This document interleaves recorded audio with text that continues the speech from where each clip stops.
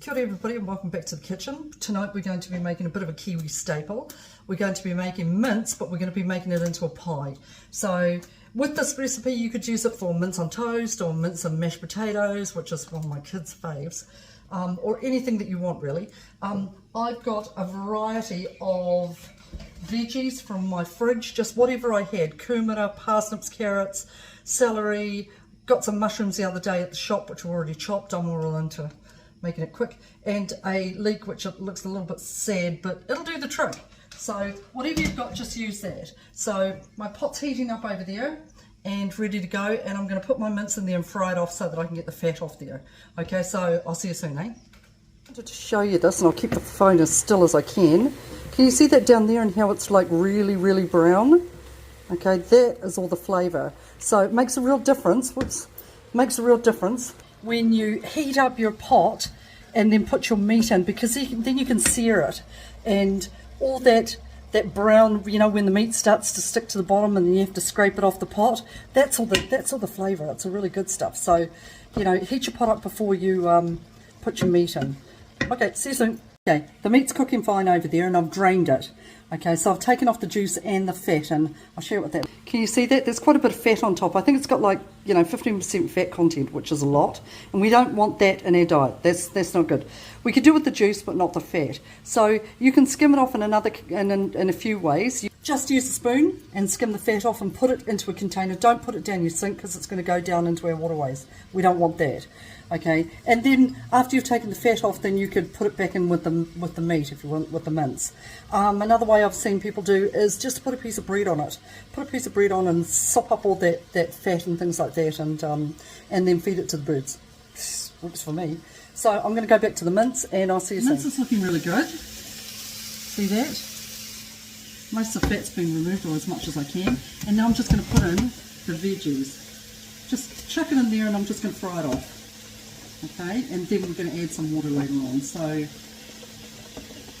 should take a few minutes, and then I'll show you what that looks like in a moment. Let me dump all this in there. Okay, just waiting for my jug to boil. My mince is doing really well, and my veg is all cooking off beautifully, which is great. Smells great. I used a piece of bread and dunked it in to get as much fat off that juice as possible, and now I'm going to dump it back in there. Okay, I'm also going to put in some hot water, just enough to, maybe a couple of cups.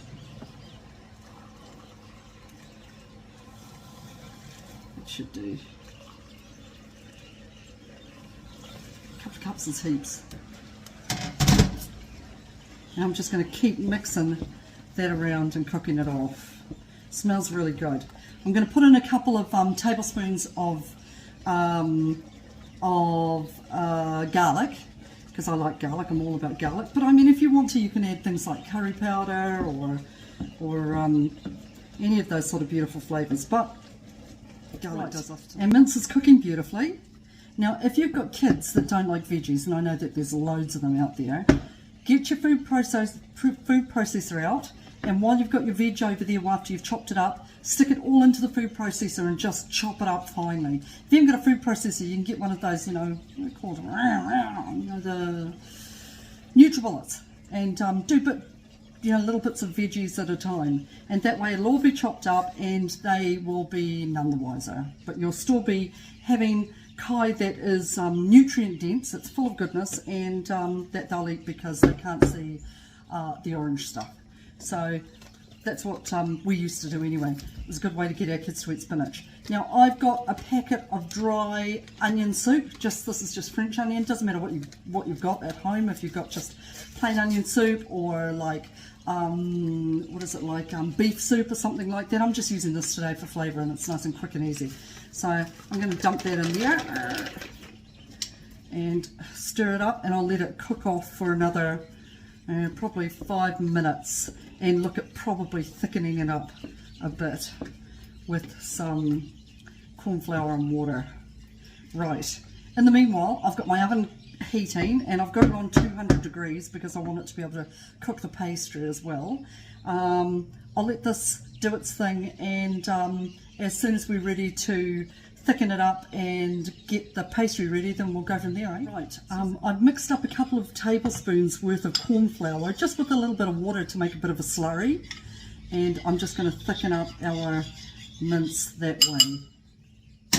And then I'm going to add my some of the frozen veg here. I tasted it before. Tasting's really important.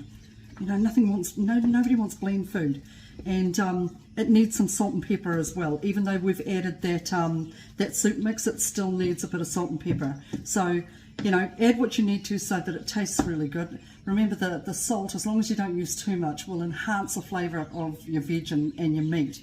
I've got my frozen veg here. I'm going to turn off the heat, and I'm just going to add a bit of the peas and the spinach and broccoli, just for a bit of colour. And it doesn't matter if it's not going to cook through, or if it's not going to be cooked through, because I don't want them to go yellow. You know, overcooked peas are like that gross. Like, who wants to eat those? So we want to make it look as appealing as possible. So let's have a look. That's what it looks like so far. It looks pretty good, pretty good. And I'm going to let that cool down a little bit and get my pastry ready. So let me do that, and I'll see you in a moment. Made a bit of a patchwork quilt of pastry. This is flaky pastry, and it's the self-rolled stuff because it's just convenient, really convenient. You can, if you want to save a bit of money, in fact you'll save half the price if you buy it on the blocks and you roll it yourself. Your choice. So here's my mince here. I can stop right here and have it like that, you know, just with some mashed potatoes or something like that, or some smashed potatoes, make it into a shepherd's pie. But today we're making it into a pie, a mince pie. So let me do that, and I'll speed everything up so that you don't have to watch me.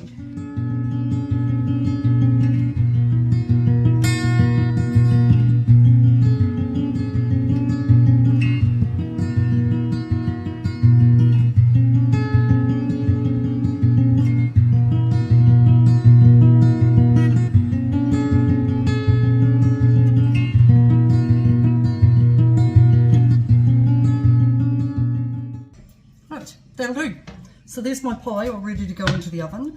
Now, if you wanted to be a real purist and you wanted to cook your pastry first, when you line your dish, you can put a bit of tin foil in it, press it down and blind bake it. That means you can put it in the oven and cook it first so that it won't go soggy. Because nobody wants a soggy bun, do they? Nobody wants a soggy bun. So I'm going to put it towards the bottom of my fan baked oven, and hopefully it won't go soggy. It possibly will, but you know, it doesn't matter. When we're hungry, it won't matter. So let me do this, and we'll see you when it's cooked, and I'll tell you how long it goes for, because I have no idea. See you soon. Okay, the pie's still cooking at the moment. I'm just doing up my potatoes so that we can have some mash with them. Just while we're here, it's, you know, everybody's talking about how to save money at the moment because things are so uber expensive, and it's probably going to get worse. That's the truth. So one thing that we used to do when we were younger, when we had some really good neighbours around us, is we got together and we had a bit of a co-op. So we would all put in together, put in say $20 each, and then go and buy a variety of groceries. So, you know, if we bought a cabbage that was yay big, then it got split into 4, and we had a quarter of a cabbage and a quarter of a pumpkin and a quarter of, and we had really good variety of veg for $20. The other thing that we did way back in the days was we got together again with our neighbours and we did some gardening together. Richard over here, he grew potatoes. The Dills over here grew all the herbs and the tomatoes. I don't know what we grew. All the lettuces and things like that. And the other neighbours over there grew some different things. So we all had a variety of vegetables. So, and it's a good way to do it. So have a think about what you can do to save some money, who you can get together with, you know, your sister-in-law, your neighbours, your cousins, whoever. Okay, the pie's come out of the oven. It took 35 minutes and it's nice and crispy. It took a bit of time, but it was worth it. Okay, we've got some smashed potatoes and cumin over here that we're going to have with it. And let's have a look at how it looks. It's pretty hot. But it tastes, I'm sure it'll taste pretty good. Yeah, let me bring that over there. Can you see that? Woo-hoo-hoo. How good does that look? And that is our dinner tonight. Yum! So, I hope you guys are well.